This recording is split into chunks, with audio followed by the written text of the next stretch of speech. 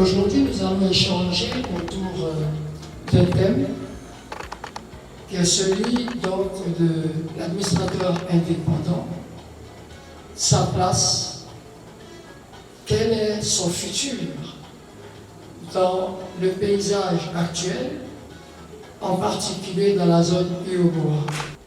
Madame la directrice exécutive, Madame Maigret, je voudrais également vous remercier, vous qui êtes toujours à la tâche et qui prenez toujours des initiatives pour que les administrateurs que nous sommes soyons bien formés d'une part et que nous soyons bien positionnés dans le paysage professionnel de la Côte d'Ivoire et de la sous-région.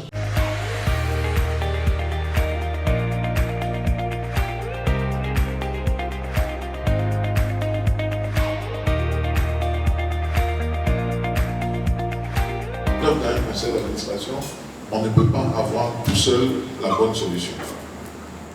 Par contre, on doit pouvoir créer les conditions pour qu'on comprenne nos points de vue et puis surtout avoir la capacité d'être sûr que quand on a un avis dissident, ça a été consigné au PV.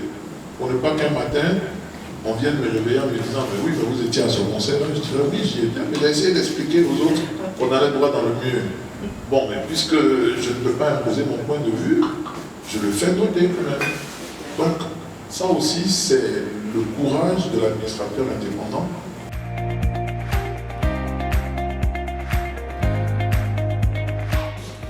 Lorsqu'il y a des informations, par exemple, qui sortent du conseil d'administration, bien des informations de la société assez capitales, qui se retrouvent sur la place publique dans la presse, quelle est la responsabilité du conseil d'administration? Parce qu'en général, les premières personnes qu'on voit, ce sont les administrateurs, surtout quand il s'agit de chiffres. Savoir à quel moment il y a ces relations entre, on va dire, la responsabilité collective et la responsabilité individuelle.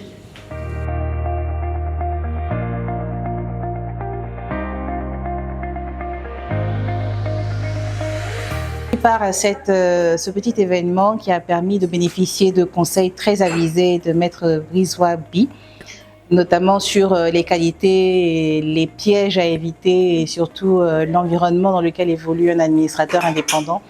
Et tous ces conseils, on l'espère, vont aider la promotion, notre promotion à pouvoir performer et pouvoir justement relever le défi qui l'attend.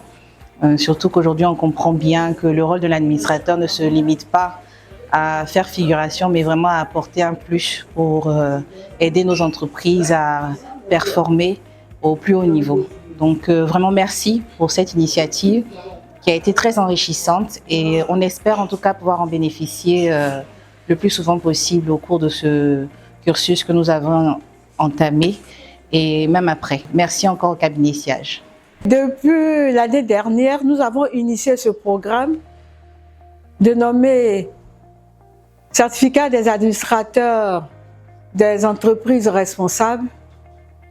Et ce programme est délivré par ESSEC et organisé par Siage, le cabinet dont j'ai la charge. Il était vraiment nécessaire à mi-parcours de la deuxième promotion que